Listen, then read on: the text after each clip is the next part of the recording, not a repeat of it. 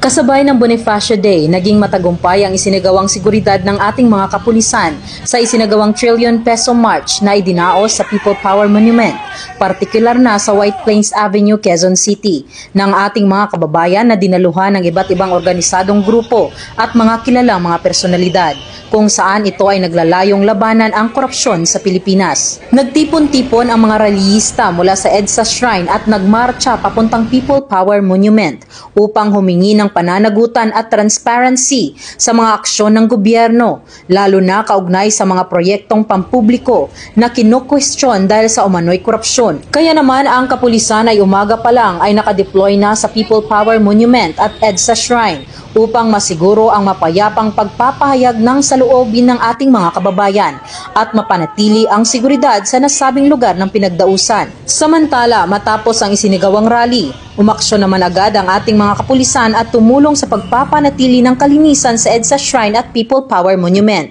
Ang kanilang sama-samang pagkilos ay patunay ng dedikasyon na serbisyo at suporta sa komunidad, lalo na sa mga okasyong nangangailangan ng mabilis at organisadong pagtugon. Sa kabuuan, naging matagumpay ang pagbibigay seguridad ng ating kapulisan sa nasabing aktibidad. Hangad ng kapulisan ang kaligtasan ng bawat mamamayan mula dito sa People Power Monument. Ako po ang Police News Network Correspondent, Patrolwoman Jenny Midolor, alagad ng batas, tagataguyod ng Balitang Pulis.